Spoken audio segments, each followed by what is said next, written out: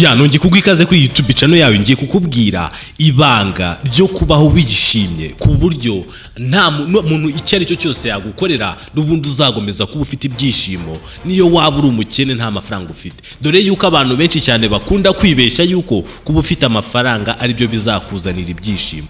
Buriya amafaranga ashobora gutuma ubaho neza ariko n'ubundi ukabaho neza utishimye.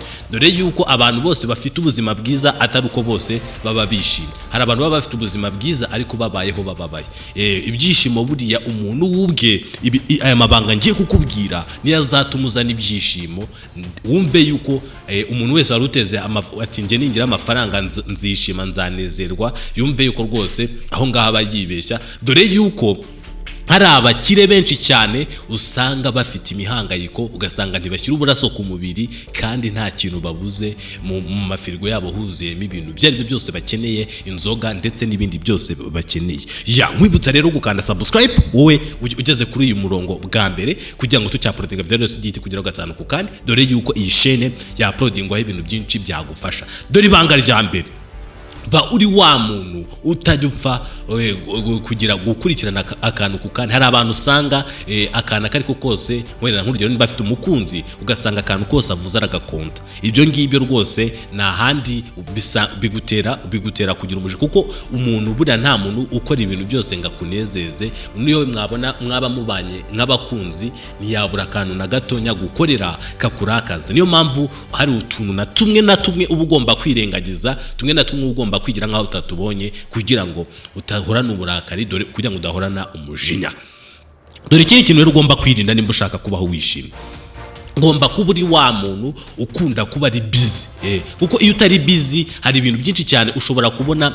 Wenda nk'urugero uzabicunge umugabo uhorana n'umugore munsi wa iwe nta hantu afite ho kujya gukora, nta kabuza usanga amafaranga usanga bose bahora batongana batajya bumvikana.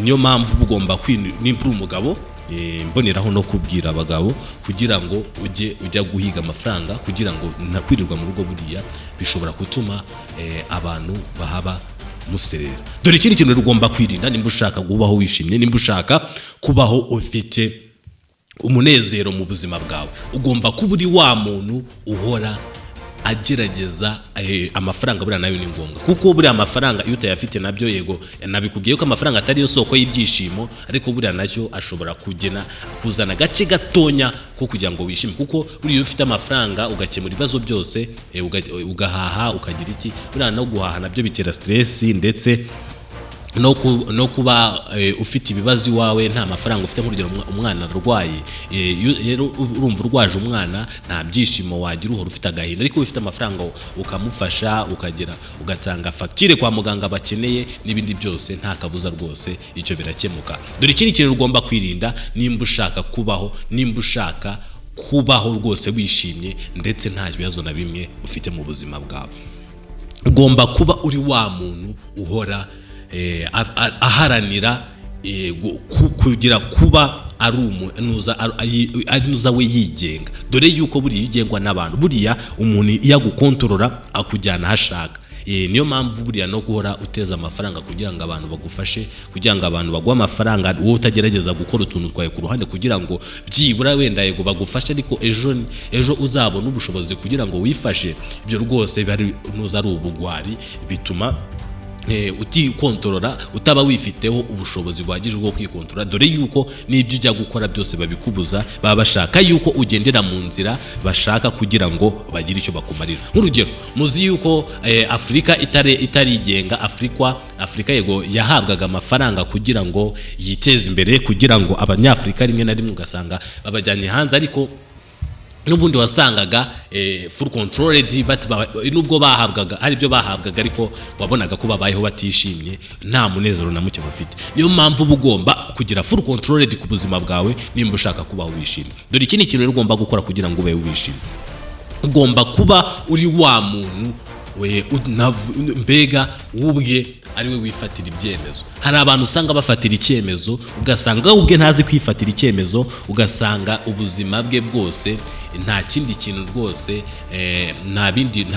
uko abayeho aba yumva yuko abantu bazamufatira ibyemezo. Rero iyo bagufatira ibyemezo nta kabuza rwose uyisanga ugufatiye icyemezo ashobora kureba ku nyungu ze ugasanga gushoya ahantu habi. Niyo mpamvu ugomba thinkinga, kuko buriya Imana yaduhaye ubwenge ngo tubutekereze neza. Mu gihe rero utabukoresha neza rwose nta kabuza uba urimo uri buzi ibyishimo, kuko buriya no kugira ngo wishime thinking ni ya mbere. Buriya no mu mitekerereze, buriya n'umuntu udafite imitekerereze mizima kugira ngo azishime biragoranye. Murabizi ko hari abantu usanga bafite ikibazo cyo kubaho, ugasanga aricaye yahise arakara nta kintu kimurakaje, cyangwa ugasanga aricaye yahise yishima nta kintu kimushimishije. Niyo mpamvu rero ugomba kwikontorora, ugomba kujya wigenzura buri kana kariko kose, ukitwararika, ukagerageza amahirwe menshi cyane, ndetse ibintu ndi kukubwira, aya mabanga ndi kukubwira ashobora gutuma wishima, ukajya ugerageza kugira ngo uyakoreshe,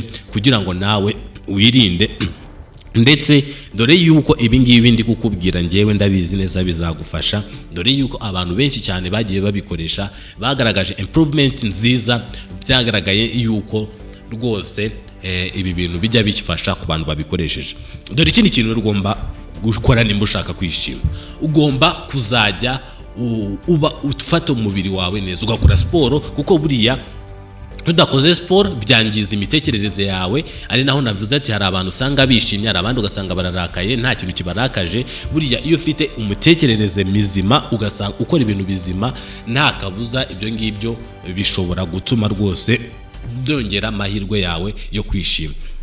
Rero gerageza wikontorore, unirinde. Hari abantu benshi cyane usanga baba bari aho hafi, ndetse ukirinda n'abantu bashaka kukwangiriza ibyishimo. Hari abantu benshi bafite tegeko yo kugira ngo bangize ibyishimo by'abantu. Rero uba ugomba kugerageza ukabirinda abo ngabo bose bashaka kwangiza ibyishimo byawe, ukaba ari we wigenga, akaba ari we wikontorora. Dore yuko ibyo ngibyo ari byo bizatuma ubaho neza ndetse ukabaho wishimye. Dore ikindi kintu ugomba kwirinda nimba ushaka kubaho wishimye, ugomba kuzajya uba uri wa muntu ntavugirwamo. Nta muntu ugerageza gukubwira ati ngo cishishwa ahangaha, kuko iyo umuntu akubwiye ngo cishwa ahangaha ukahanyura, ejo nabwo arabikubwira, ndetse ugasanga rimwe na rimwe agukoresha mu nyungu ze. Dore ikindi kintu rero ugomba kwirinda kuba wa muntu ukunda cyane, kuko iyo ukunda cyane umuntu ashobora gukoresha urwo rukunda umukunda akagukandamiza. Dore yuko itegeko ry'ikiremwa muntu, nimba nkunze cyane ngomba kugukandamiza, ngomba kukontorora, nkagukoresha ibyo nshaka. Niyo mpamvu rero ugomba kwitonda, ukagira full control ku buzima bwawe, ukirinda. Hari ibintu byinshi bishobora kugushyira hasi ukabyitondera, ndetse ukarwana ishyaka kugira ngo uzagere iyo ugera. Dore yuko iyo ugeze nukora cyane nta kabuza rwose uzagira iyo ugera, ariko nudakora cyane nta hantu na hamwe uzagera. Niyo mpamvu rero niba ngibi nubikoresha neza, ugakurikiza uko nagiye mbikubwira, nta kabuza rwose ibyishimo bizaza ubure naho ubishyira. Mpamvu mvuze uko ngo kore ngo ubure naho bishyira ibyishimo, nta muntu ujya ubura habishyira. Nuko nyine hari abantu ujya ubona nawe ugasanga umuntu nta mafaranga afite, wenda ajya nabubwirirwa rimwe na rimwe aranaburara, ariko ugasanga ahorana ibyishimo, nta gahinda kajya karangwa mu buzima bwe. Nta kindi aba yarakurikije izi nama, yaritwaye neza uku nguku, akagerageza no kwiyakira. Dore yuko no kwiyakira buriya nabyo biri mu bintu byakuzanira ibyishimo, biri mu bintu byakurinda kwiyangiriza ibyishimo, ndetse ukanabaho mu buzima nawe ubwawe wumva yuko nta butaguteye ipfunwe.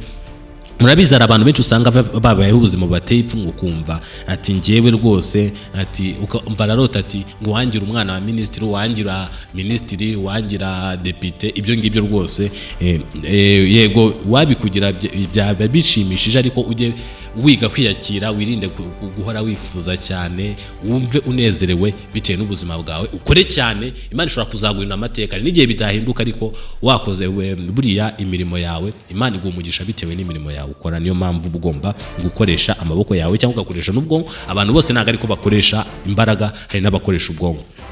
Wakoze cyane wakurikiranye Emeteo. Rero nkwibutsa iyi ni sheni kugezaho ibintu byinshi cyane bitandukanye ndetse binagufasha.